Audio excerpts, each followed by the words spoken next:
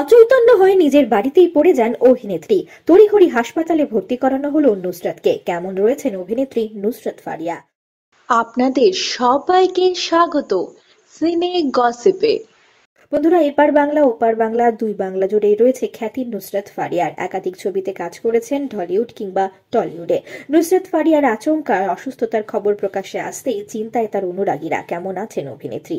গুরুতর অসুস্থ বাংলাদেশের জনপ্রিয় নায়িকা বৃহস্পতিবারই তাকে হাসপাতালে ভর্তি করানো হয়।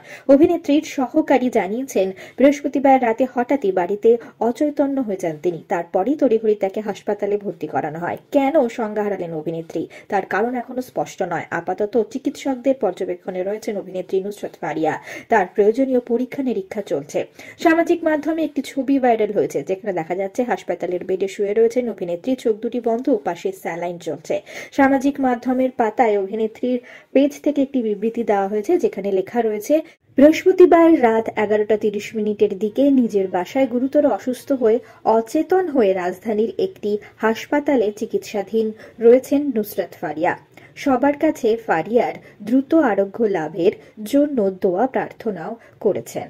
অভিনেত্রী নুসরাত ফারিয়ার মা সংবাদ মাধ্যমে জানিয়েছেন, বিগত কয়েকদিন কাজের চাপে খাওয়া দাওয়া অনিয়ম হচ্ছিল অভিনেত্রীর।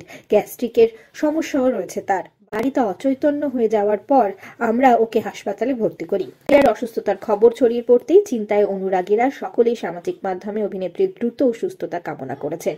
একাধিক বাংলাদেশি ছবিতে কাজ করেছেন তিনি। এছাড়া ভারতীয় ছবিতে দেখা গিয়েছে তাকে অভিনয় করতে। জিত থেকে শুরু করে অভিনেতা অঙ্কুশ হাজরা, একাধিক নায়কের বিপরীতে দেখা গিয়েছে তাকে আশিকি, বস 2, বিবাহ অভিযানের মতো ছবিতে নজর কেড়েছে তার অভিনয়। অভিনেত্রী নুসরাত ফারিয়ার দ্রুত সুস্থতা আমরা কামনা করি। বিনোদন জগতের আরো অনেক খবর নিয়ে চটজলদি ফিরছি, জুড়ে থাকুন আমাদের সঙ্গে। আমরা হলাম সিনে গসিপ, জুড়ে থাকুন আমাদের সঙ্গে। সাবস্ক্রাইব করুন আমাদের এই ইউটিউব চ্যানেলটি।